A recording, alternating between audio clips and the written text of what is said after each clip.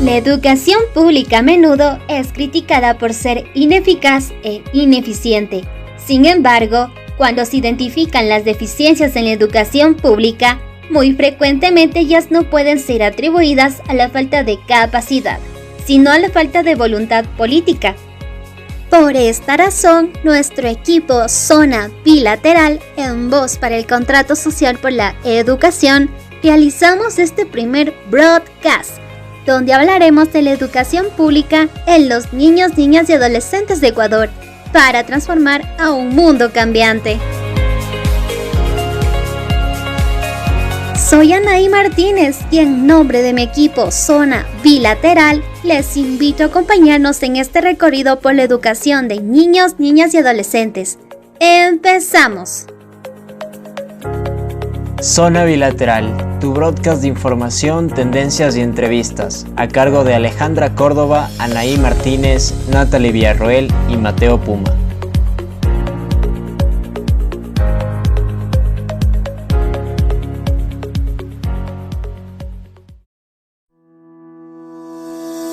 Hola y bienvenidos a nuestro primer episodio de Zona Bilateral. Y este es nuestro primer broadcast. Nos acompaña Ale. Así es, Anaí, este es nuestro primer capítulo y estamos como equipo orgullosos de traerles temas que son importantes para todos nosotros. También tenemos la agradable compañía de Mateo.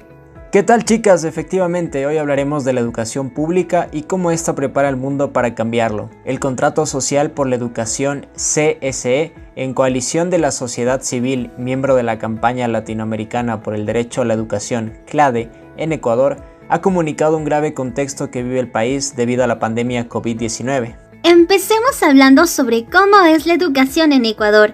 Y es que en nuestro país, la educación es reglamentada por el Ministerio de Educación y se encuentra dividida en educación pública o fiscal, fiscomisional, municipal y privada o particular.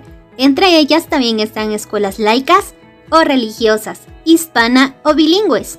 Según la Constitución de la República del Ecuador, vigente 2008, el Estado garantizará la gratuidad de la educación en todos los niveles. También, en el mismo cuerpo legal, pone de manifiesto que una parte de los ingresos de las arcas fiscales deben destinarse para la inversión en educación. Igual que tenemos un cronograma de actividades que tienen 2 temporadas, costa y sierra, y la Amazonía con el mismo periodo que la sierra. Y sí, de hecho, la educación superior y básica para el Contrato Social por la Educación supuso un recorte de financiamiento a las universidades. Esto como parte de una serie de acciones que han afectado a la educación regular y superior en el país, así como el bachillerato del Ecuador, generando despidos de docentes con contratos ocasionales, disminución de 2 categorías en el escalafón y una baja de sueldos. También tenemos el recorte en los niveles preescolares y los ajustes en programas emblemáticos de educación de personas adultas. Correcto, Ale. Cabe recalcar que el CSE mencionó que se reitera la premisa de que el Estado es el garante del derecho a la educación y tiene la obligación de protegerla en todos sus niveles.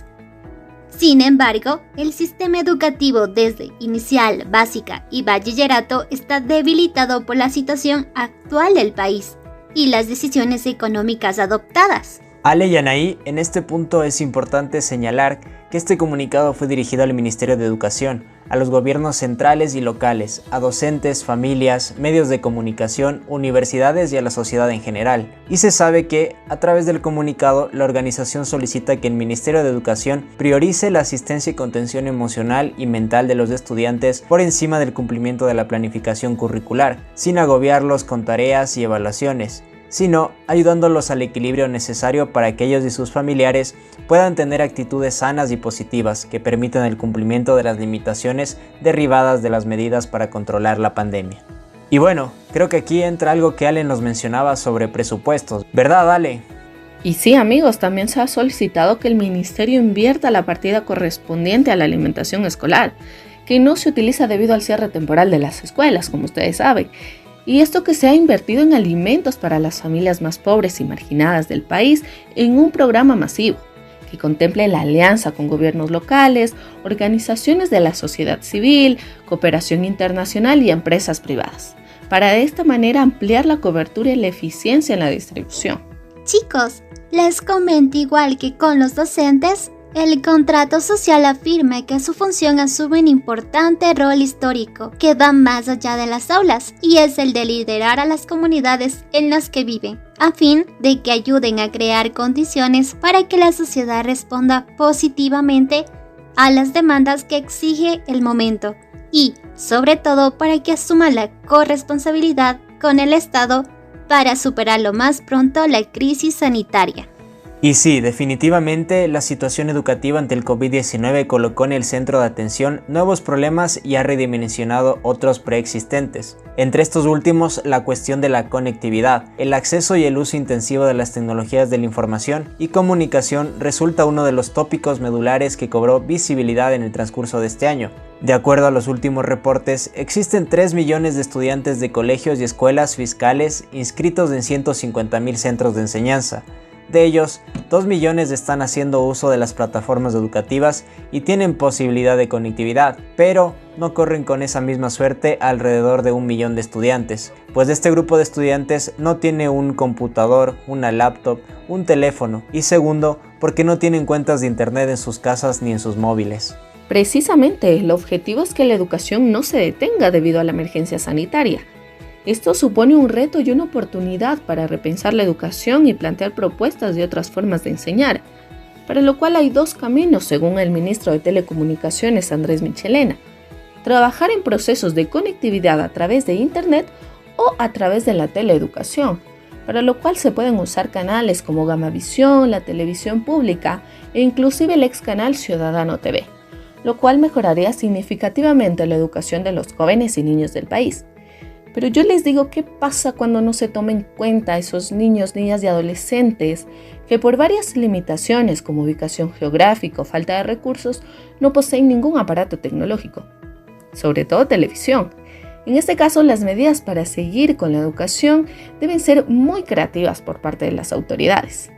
Y Anaí nos puede dar un claro ejemplo de lo que sucede en la Amazonía. Les comento que en la Amazonía ecuatoriana, la educación no se detiene por la falta de conectividad. Mientras muchos niños han podido continuar su aprendizaje a través de los medios digitales, aprender en línea no es una opción en las áreas más remotas, como en algunas zonas de la Amazonía ecuatoriana.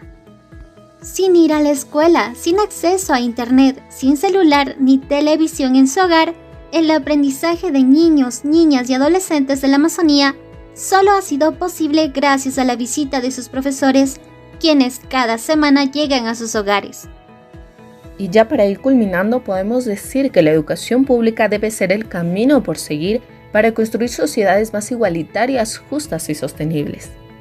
Los casos cuestionan la idea difundida de que la educación pública necesita la privatización para ser de calidad y apuntan precisamente a esta definición de calidad basada en los derechos y comprometida con la sociedad, incluyendo la inclusión social y equidad, la participación de la comunidad y los actores locales, la valoración de los profesores y sobre todo el respeto a la cultura local. Recuerden, amigos, que es vital activar políticas públicas que erradiquen el trabajo infantil y asegure la permanencia de niñas, niños y adolescentes en el sistema educativo. La niñez y adolescencia de nuestro país atraviesa una grave vulneración de sus derechos y exige un trabajo conjunto, Estado, sociedad civil, para garantizar su protección y pleno desarrollo humano en ambientes de conciliación y respeto. Así es, Anaí y Ale.